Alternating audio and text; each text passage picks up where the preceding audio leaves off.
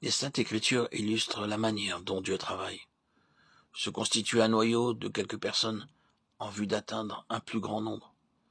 Cela fut vrai à l'époque des patriarches. En ce temps-là, Dieu choisit des individus tels qu'Abel, Enoch, Noé et Abraham.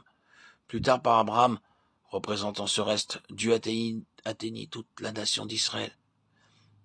Dieu a introduit la dispensation de la loi par le moyen des patriarches. Ensuite, par la dispensation de la loi et la nation d'Israël, Dieu a introduit la dispensation de la grâce, l'Église.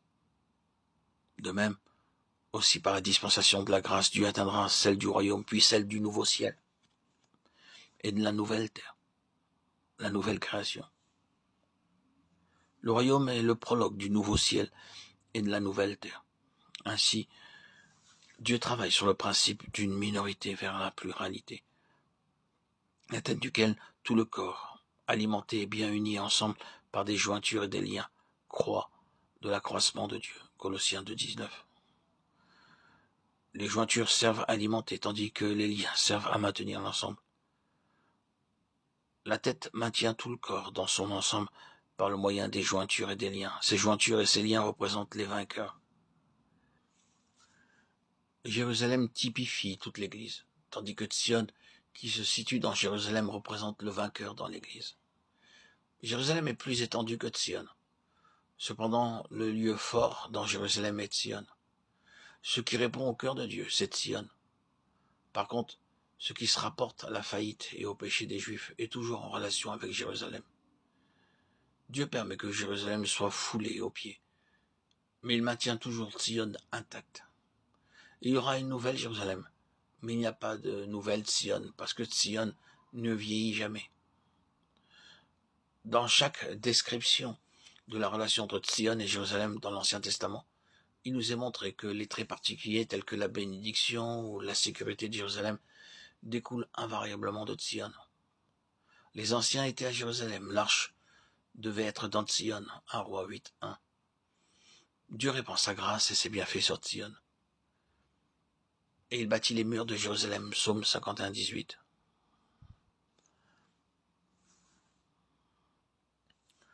Le nom de l'Éternel est publié dans Sion, et ses louanges dans Jérusalem. L'Éternel bénit de Sion, et Jérusalem en reçoit le bonheur. Psaume 128:5. Dieu habite à Jérusalem, et il est loué de Sion, Psaume 135:21. Dieu parle en premier à Sion, et les bonnes nouvelles atteignent Jérusalem.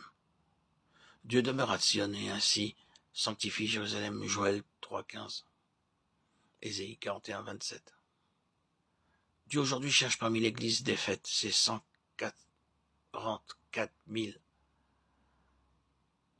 chiffres représentatifs, bien sûr, pour se tenir sur le mont Sion, Apocalypse 14:1.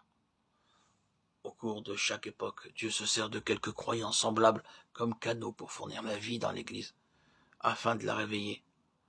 Comme cela fut vrai du Seigneur, ces quelques-uns doivent délaisser tout contentement propre, payer le prix, laisser la croix, retrancher tout ce qui procède de la vieille création, et se maintenir ferme contre les portes de l'enfer.